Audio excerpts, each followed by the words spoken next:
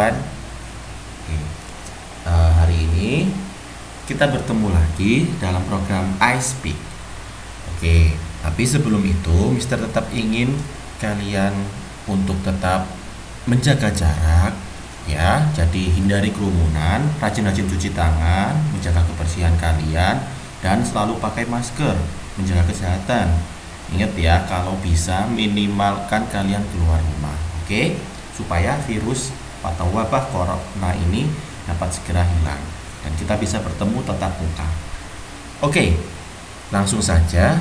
Hari ini kita akan melanjutkan iSpeak yang minggu kemarin, dan hari ini juga akan sama, akan singkat karena hanya sedikit untuk minggu ini. Oke, so first, nah kemarin kita akan belajar tentang pronouns. Nah, ini kan kemarin kita ada subject pronouns, ada object pronouns, ya kan? Yang sudah kita pelajari kemarin. Contohnya yang ini ada I, yang subjek sebagai I, you, they, we. Kemudian kalau diubah menjadi objek menjadi me, you, them, us. Nah, sekarang I, you, they, we ini akan mempunyai teman baru, satu teman baru. Jadi kita akan fokus satu aja ya, satu lagi yang terakhir. Kita hanya akan fokus 3. Jadi subject pronoun, object pronoun, dan yang satu lagi. Oke, I, you, they, we mempunyai teman baru yang namanya, gengnya namanya possessive adjective atau determiner. Nah, teman barunya ini anggotanya ada my, ada your, their, and our. Oke, you can follow me. Kalian bisa ikutin Mister. My, your, their, our. Nah, oke, kemarin kan ini sama semua ya. Artinya saya, kamu, mereka, kita, atau kami. Nah, ini apa bedanya ya? Kita lanjutkan dulu. Nah, kemarin kan ada she, it. She, it ini juga punya teman baru, gak kalah sama Ayu Dewi. Nah, she, it teman barunya her, his sama its.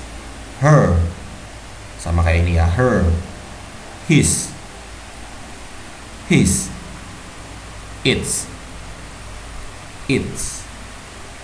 Nah, lalu ini geng apa ya Mister? Possessive adjective determiner. Nah, possessive adjective atau determiner ini, nah, itu adalah pronoun atau kata ganti yang memiliki tugas sebagai adjektif atau sebagai determiner, atau simpelnya, sederhananya itu menunjukkan kepemilikan. Jadi possessive adjective atau determiner ini menunjukkan kepemilikan kalau dalam materi pronoun ini. Kepemilikan gimana Mister? Contohnya milikku atau milik saya, milikmu, atau milik dia. Kayak misalnya buku dia, bukuku. Nah, itu yang namanya determiner. Bukuku, bukunya, bukumu. Nah, kalau bahasa Indonesia kan kayak gitu. Nah, kalau bahasa Inggris itu yang ini, ada my, your, their, our, her, his, its. Nah, oke, ini yang pertama, ada contohnya, my, milikku atau ku. Contohnya, my book is on the table. My book is on the table. Bukuku atau buku saya ada di atas meja. Ya, my book is on the table. Nah, ini sebelum kata benda ya. My book is on the table. Bukuku di atas meja. Atau your, milikmu, kepunyaanmu. Your book is on the table. Bukumu atau bukunya kamu di atas meja. Your book is on the table. Atau their, mereka, milik mereka, berarti their book is on the table. Their book is on the table.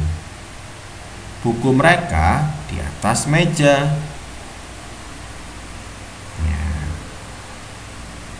Their book is on the table. Our book is on the table. Our book is on the table. Buku kita atau bukunya kami di atas meja. Ya. Our book, their book, your book, my book. Nah, ini semua kata ganti. Kata ganti yang menunjukkan kepemilikan suatu benda atau sesuatu. Ya, paham ya? Kalau she, it, mister. Kalau she, it sama ya. Ini kayak gini penggunaannya. Kalau tadi kan di awal, ini kalau misalnya ada di tengah-tengah biar kalian paham. Contohnya yang her. Anita breaks her bike. Maaf, Anita merusak sepeda miliknya atau sepedanya. Nah, berarti Anita merusak sepedanya. Atau maaf, ini harusnya his ya, bukan your. Maaf. Andy breaks his bike. Andy merusak sepedanya. Breaks ini merusak. Andy breaks his bike. Andy merusak sepedanya.